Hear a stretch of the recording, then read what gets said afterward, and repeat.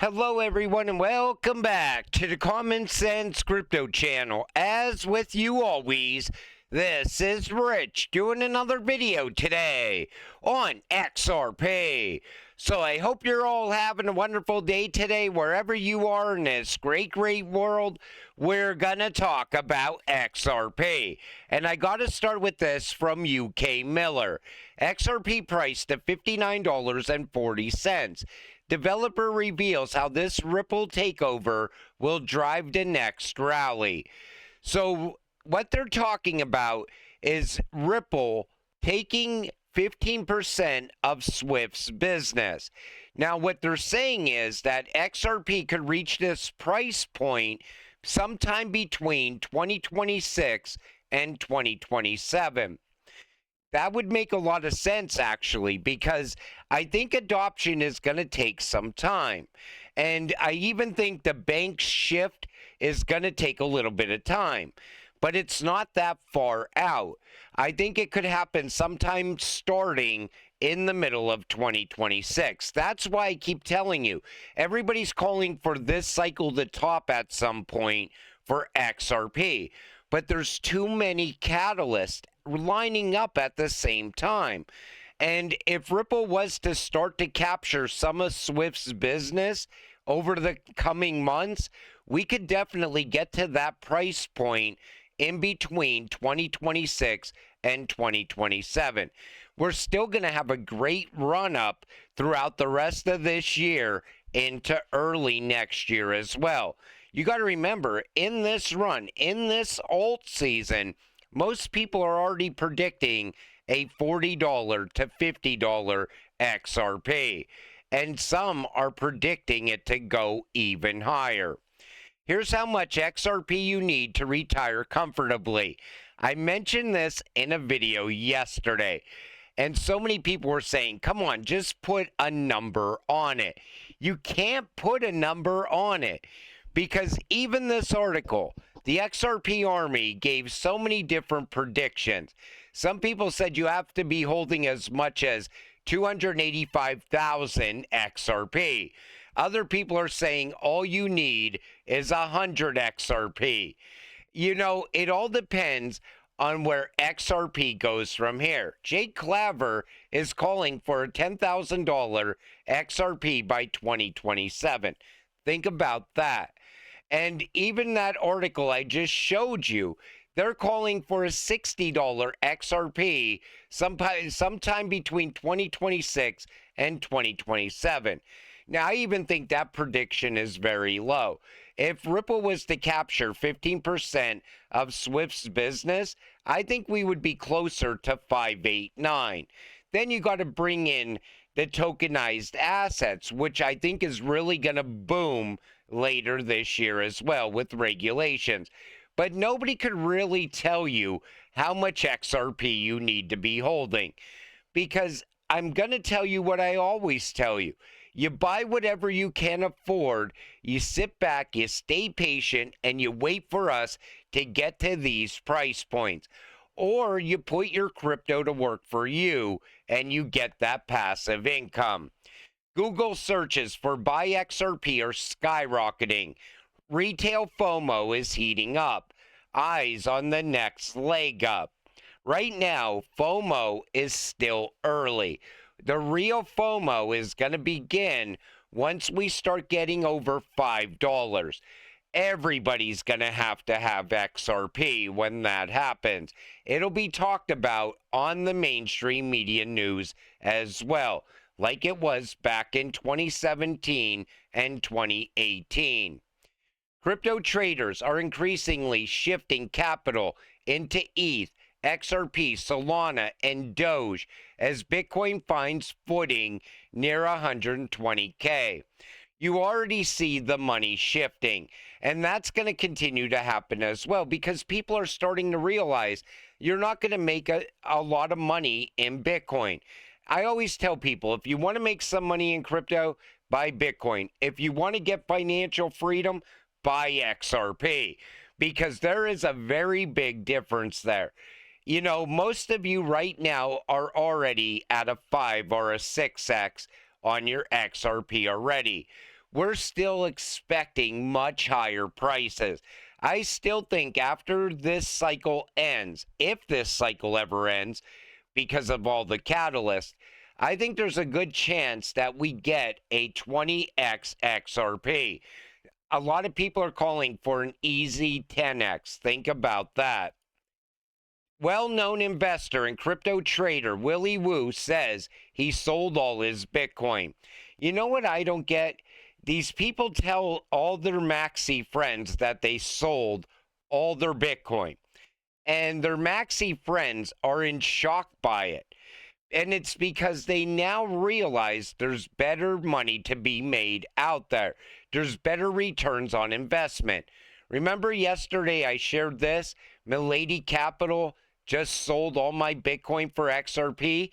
Today, Milady Capital says XRP will be the new king. And I agree. I think XRP is coming for that #1 spot. You know, so many people, they're out there and they're like, oh, it's never going to take the #1 spot away from the king, Bitcoin. But you could already see how it gets there now. It's not like a couple years ago, well, maybe it can happen. This time around, everything, real world events are going to make it happen. Massive XRP transfer just happened.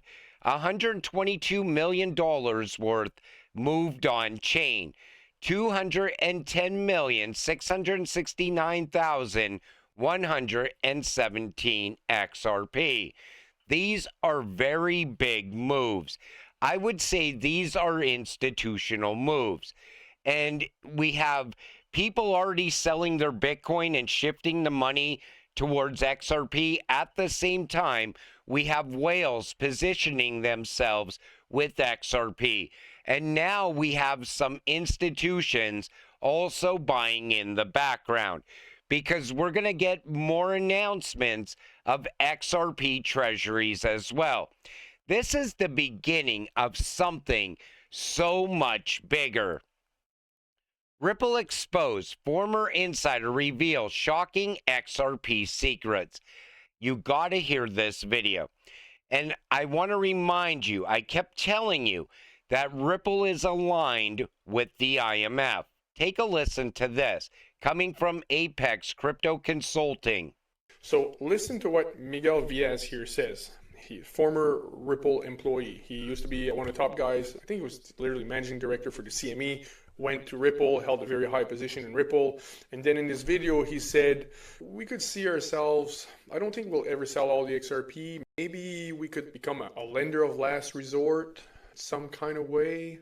Or maybe we give our XRPs that we have in escrow, maybe we give it to another institution and they become like the lender of last resort. Are you serious? Are you kidding me? For a private company to say something like that, the only lender of last resort in planet Earth is the IMF. For a private company to say something like that and for them not to be wiped out from the face of the earth, definitely this is not a regular private company acting on their own behalf. They are definitely backed, they are a front, they are representing somebody else 100%. The story that you've been told, oh, we're going to start with cross-border payments and we're going to do this internet value, this is not a regular tech company. They are the IMF disguised as a private company. Otherwise, the citizens would not accept it. The same way that if they told us that Bitcoin was created by government and very powerful three-letter agencies, and because they want to digitize the world and they want citizens to accept the digitization of everything, we would have never accepted that. Like, how do you intend to distribute the rest of the XRP then? Yeah, no, that's a good question, Mahir. And I don't necessarily know that we'll ever distribute all of it. In my mind's eye, there's a possibility where we end up more of a lender of last resort capacity. I think that would be a little strange for a software company, and maybe some things would have to change structurally. Maybe we have to have a different organization or something. Who knows? So he paused it. Unfortunately, the guy here, I forget his name. I want to give him credit for this video. He's just about to say something else here. Miguel Viaz, I couldn't find the original video. I don't know. I've looked everywhere. I couldn't find it. But what he says after, he says we'd have to change structurally, but maybe we would give our XRP to another institution and they would become the lender of last resort. My goodness, there's only one lender of last resort on planet Earth, and that is the IMF. And for him to say that, a private company can say a statement like that and not be wiped off the face of the earth. If you look at other presidents around the world that have tried to do just 5% of what Ripple is doing, right? To become a lender of last resort. If you look at what happened to Gaddafi, look what happened to Saddam Hussein. I could go on and on, but I will definitely not go down that rabbit hole. But Gaddafi was going to create a new dollar for the African countries. He was going to create a new dollar and back it by gold. So he was going against the current system. He was not even doing 1% of what Ripple is doing, and we see what happened there. And so for Ripple to be able to execute and create this new global reserve currency, you cannot do that unless you are technically the IMF and the central bankers.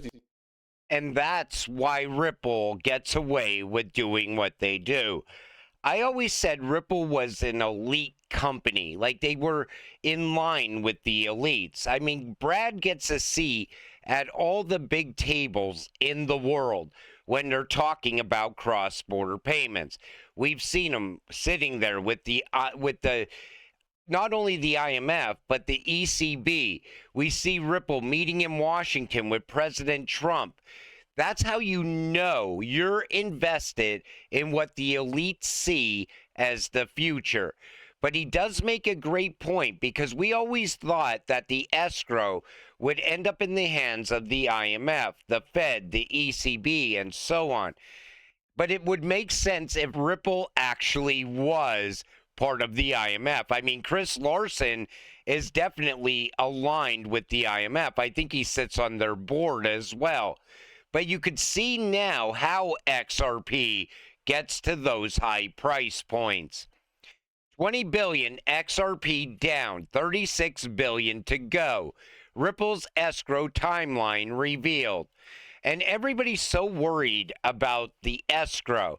I don't ever see Ripple getting rid of all the escrow. They're going to hold on to some of it because they're going to continue to make acquisitions. They're going to continue to add utility to XRP as well over time. But they're saying that the escrow could run out by 2032. And right now, only 36 billion XRP remain in escrow. It's not 50 billion like all the Bitcoin maxis keep saying all over X. Ripple's controlling half the supply. It's already down to 36 billion. And every month they unlock another billion. But I do believe that Ripple is definitely aligned with the elites. I still think BlackRock is an elite shell company. And it's very strange that Larry Fink doesn't talk about Ripple, and Ripple really doesn't talk about BlackRock. It's like they both know the plan, like they know where this is going from here. Coinbase finally debuts perpetual futures in the U.S. for the first time, but they left out XRP and Solana. You know, they started with Bitcoin and Ethereum, but this shows you I've never been a fan of Coinbase. First of all, Coinbase delisted XRP. And when that happened, I was like, I have zero use for Coinbase going forward.